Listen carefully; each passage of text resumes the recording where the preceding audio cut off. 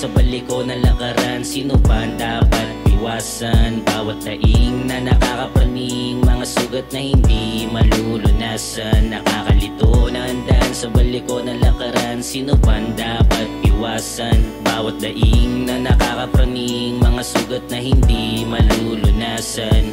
Ang dami nang nagtatanong paano maaani ang respeto kung kalidad na pera mong dala ay 2 at 5. Makukuha mo ba to kapag nanalo ka sa bingo? Sapat ba ang barya na may isa lamang ang ulo? Parang loto ang mundong sa pagtaya lang umiikot. Pagtaryasan nakabalot na problema mo, handa ka na lumisan ay dun lang makakalimot sa mundong nakapalibot. Ang nakakasulasok, wala ring mangyayari kung puro ka lang daing. Damahin mo ang bigat kung di mo kayang pasanin. Kung sementado ang daan, sige umusad ka ng tama. Normal na masaktan kapag sumentro na ang pana. Sa sentido bumaon pagkat hindi na tayo bata. Narating ang binibilang at hindi lang ang panata. Pagkakamali ang nagtuturo upang maging tama. Minsan ay mas mainam ding maging tamang hinala. Nakakalito na andan sa balik ko na lakaran. Sino ba ang dapat iwasan? Bawat daing na nakakapraning, mga sugat na hindi malulunasan. Nakakalito na andan sa balik ko na lakaran. Sino ba ang dapat iwasan? Bawat daing na nakakapraning, mga sugat na hindi malulunasan.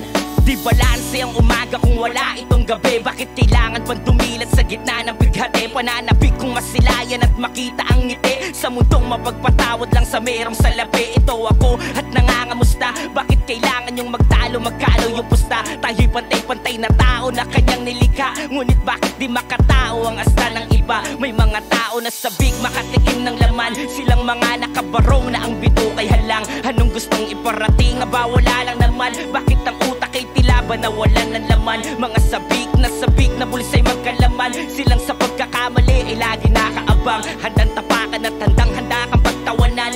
Mga turong binabase sa iyong kapakanan.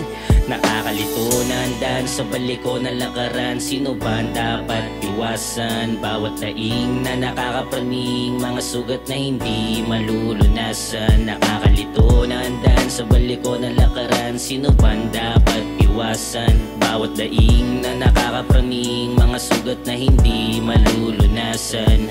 Palaging utak ang nagsasaad kung paano gumalaw. Bakit bingi na ang iyong tenga pag ang puso sumigaw? Tunay ka po ba o hindi? Sige tanong kung pasigaw. Bakit hindi ko masilayan ang iyong paggalaw? Marahil bulag na ang iyong mata sa nakikita. Mga naririnig ano ba tama na balita? Kaliwat ka ng putok habang ina ay hinihila ang nag-iisang anak. Bakit ganon o pambihira? Di ko balak ilahad-lahat ng nais kong malaman. Nais ko lang pumalag ng kaunti at ipaglaban. Ngunit di na para ang sarili laging pahirapan. Kung nakuha mo ang punto ko bumangon sa higaan. Na ang araw ay lumulubog ito kapag gabi. Di lahat ng totoo ay laging nasa iyong tabi. Kung tayo mismo ang problema na hindi mapakali, huwag kang umasa na ang buhay ay magiging madali. Malawak ang mundo, ano yung malawak na palaruan? Di balanse ang takbo kung wala ang kabiguan. Pagkat ang buhay ay parang isang gulong di manobela. Ikaw ang hinete ng sarili mong istorya.